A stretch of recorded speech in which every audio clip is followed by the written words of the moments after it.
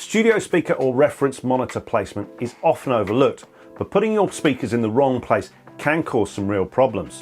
So in today's video, we're going to take a look at why monitor placement is important and how the Presonus XTs can help you get a better sound even when you can't get that perfect placement.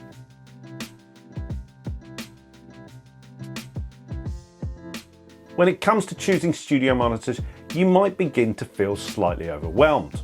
With more manufacturers than ever building speakers to accommodate the growing and diverse ways in which we use them, you might be forgiven for having a startled rabbit in the headlights expression. One of the unsung heroes of the past few years is Presonus, whose Eris range of monitors has garnered an amazing reputation for delivering great results in media and studio production facilities, and not without reason.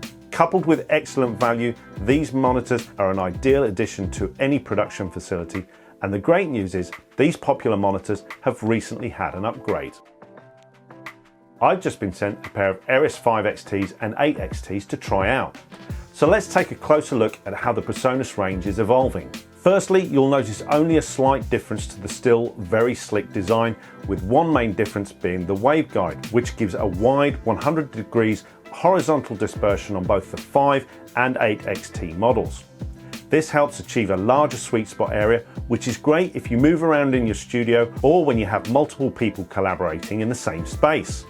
The slightly increased size of the Eris XT cabinets helps achieve a better low-end frequency response, which on the 5 XTs is now 48 Hz and the 8 XTs is a nose-bleeding 35 Hz, which really eliminates the need for a sub, certainly in small project or home studios. One of the great features that continues from the previous models is the speaker placement switch. When it comes to home and project studios, it's not always easy to get the best speaker placement to achieve the best sound.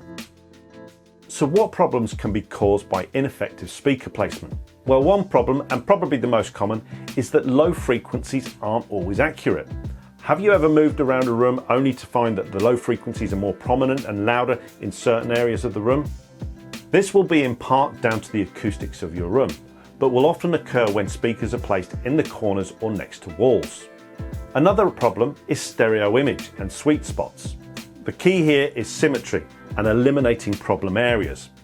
It is suggested that speakers should not be placed at a 25% distance from the walls, and avoid making your sweet spot in the center of the room in the 50% position. Start with 20% where possible for the monitor placement, and then 35 to 40% for the listening position. While it may seem obvious, make sure that your speakers are mounted at the same height and on the same kind of material, ideally speaker stands, or at least the same desk or work surface. Now, if you're like me and don't have unlimited budgets and space to carry out the necessary acoustic treatment, the ability to change the acoustic response of your monitor based on their positioning is a really valuable feature and allows you to get the best response for your environment.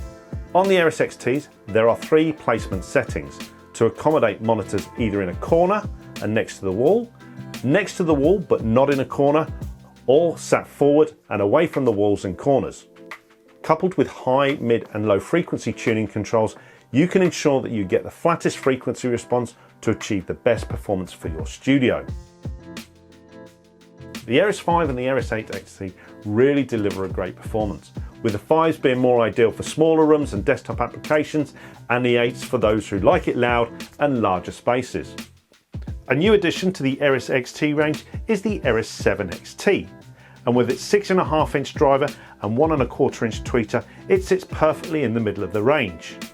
If you'd like to find out more about the Presonus XT range, head on over to Studiospares.com or follow the links in the description below. If you've got any tips or tricks for overcoming speaker placement issues, please feel free to leave a comment below. Thanks for watching, and we'll see you next time.